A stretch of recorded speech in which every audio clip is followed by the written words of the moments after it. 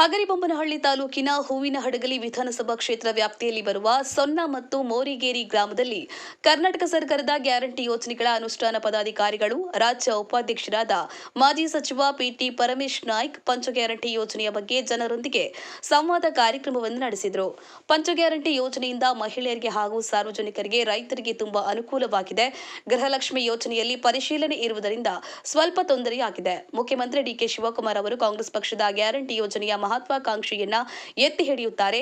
Guarantee ಯೋಜನೆಯನ್ನ ಯಾವುದೇ ಕಾರಣಕ್ಕೂ ನಿಲ್ಲಿಸುವುದಿಲ್ಲ ಎಂದು ತಿಳಿಸಿದರು. ಈ ಸಂದರ್ಭದಲ್ಲಿ ಜಿಲ್ಲಾ ಕಾಂಗ್ರೆಸ್ ಕಮಿಟಿ ಅಧ್ಯಕ್ಷರಾದ ಶಿವಯೋಗಿ, ಇಟಗಿ ಬ್ಲಾಕ್ ಕಾಂಗ್ರೆಸ್ ಅಧ್ಯಕ್ಷರಾದ ಕಾಲುವೆ ಹನುಮಂತಪ್ಪ, ಬಿಡಿಸಿ ಬ್ಯಾಂಕ್ನ ನಿರ್ದೇಶಕರಾದ ವಿಜಯಕುಮಾರ್, ಪ್ರಚಾರ ಸಮಿತಿ ಅಧ್ಯಕ್ಷರಾದ ಹಾಲೇಶ್, ವಕೀಲ ಚಂದ್ರನಾಯ್ಕ, ತಹಶೀಲ್ದಾರ್ ಕವಿತಾ, ತಾಲೂಕು ಪಂಚಾಯಿತಿ ಅಧಿಕಾರಿ ಪಾಲಾಯನಕೋಟೆ ವಿಶ್ವನಾಥ್, ಪಂಚ ಗ್ಯಾರಂಟಿ ಯೋಜನೆಯ ಅಧಿಕಾರಿಗಳು, ಗ್ರಾಮದ ಮುಖಂಡರಾದ ಬಿಎಂ ಗುರುವಯ್ಯ, ತಿಪ್ಪಮನಿ ಮಹೇಶ್, ಕೋಲ ಶಾಂತಪ್ಪ, ಕುಂಟೂರ್ ನಿಂಗಣ್ಣ, ಸಕ್ರೆಹಳ್ಳಿ ಮಲ್ಲಿಕಾರ್ಜುನ ಗೌಡ, ಎಚ್ ಪ್ರಕಾಶ್, ಡಿ ದುರ್ಗಪ್ಪ ಹಾಗೂ ಇನ್ನೂ ಅನೇಕ ಮುಖಂಡರು ಮತ್ತು ಕಾರ್ಯಕರ್ತರು ಉಪಸ್ಥಿತರಿದ್ದರು.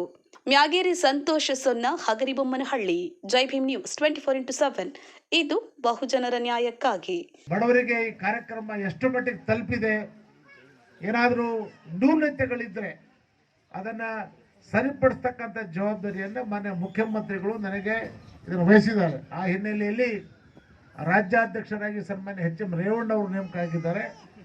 ಅವ್ರ ಜೊತೆಗೆ ನನಗೆ ಉಪಾಧ್ಯಕ್ಷರನ್ನು ಮಾಡಿ ಸಂಪುಟ ದರ್ಜೆಯ ಸಚಿವರ ಸ್ಥಾನಮಾನವನ್ನು ನೀಡತಕ್ಕಂಥ ಕೆಲಸವನ್ನು ನಮ್ಮ ಸರ್ಕಾರ, ನಮ್ಮ ಮುಖ್ಯಮಂತ್ರಿಗಳಾಗಿರ್ತಕ್ಕಂಥ ಡಿ ಕೆ ಶಿವಕುಮಾರ್ ಸಾಹೇಬರು ಮತ್ತು ನಮ್ಮ ಹೈಕಮಾಂಡ್ ಆ ಜವಾಬ್ದಾರಿಯನ್ನು ಕೊಟ್ಟಿದೆ. ಅದು ಜವಾಬ್ದಾರಿ ಕೊಟ್ಟಿರ್ತಕ್ಕಂಥದ್ದು ನಿಮ್ಮೆಲ್ಲರ ಆಶೀರ್ವಾದದಿಂದ ಬಂದಿರತಕ್ಕಂಥದ್ದು ಅಂತಕ್ಕಂಥ ಮಾತನ್ನು ಹಂಚಿಕೊಳ್ಳಿಕ್ಕೆ ಬಯಸ್ತಾ ಇದ್ದೇನೆ.